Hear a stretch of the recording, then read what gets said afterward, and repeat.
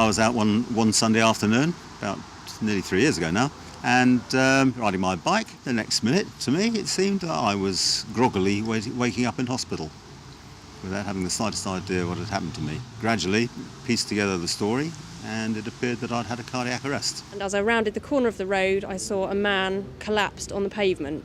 He was lying flat on his back, and there were a number of people stood round him looking very shocked. I'd recently done a St John Ambulance first aid course, so I thought I'll pull over and see if I can help. And when I ran over to the man, it quickly became clear he was actually in cardiac arrest. She prepared me and started cardiopulmonary resuscitation.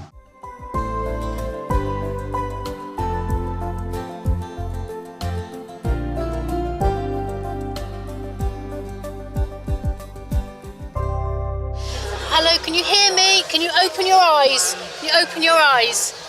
There's no response, okay?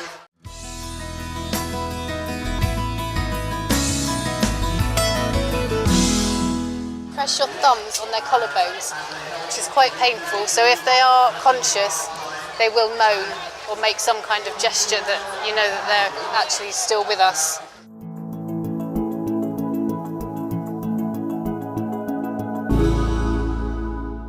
So you're trying to feel air on your cheek, and you're trying to see if his chest is rising.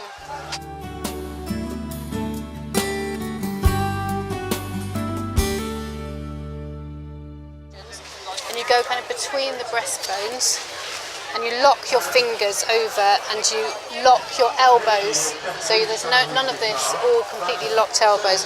And you compress down for about 5 centimetres. And then you would do this for 30.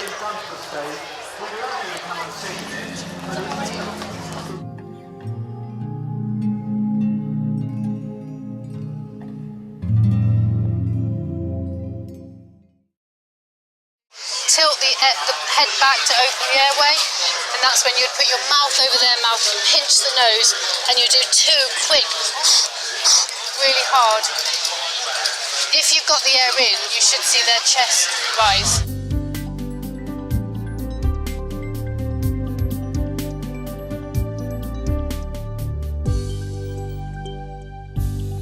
And though I'd done the first aid course and learnt CPR and mouth to mouth, I never thought I'd have to use it.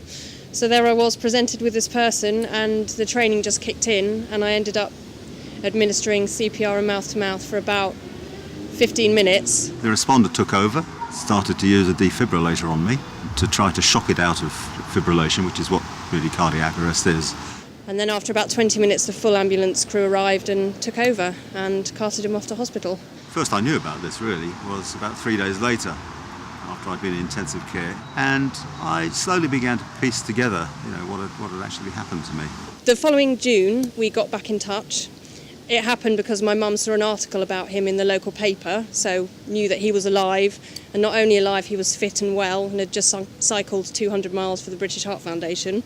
And we got in touch through the paper, and since then Keith and I have become very good friends, and we're now campaigning very hard to get as many people as possible to learn emergency life support skills like CPR.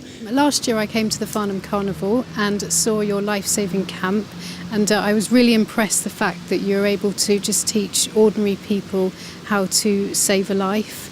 And since then I've gone on to do training, so I'm competent at doing CPR, and now chosen to do that under first responder role. I'm not a nurse, I'm not a doctor, I'm just an ordinary person that took a first aid course, and it's so important that as many people as possible do that.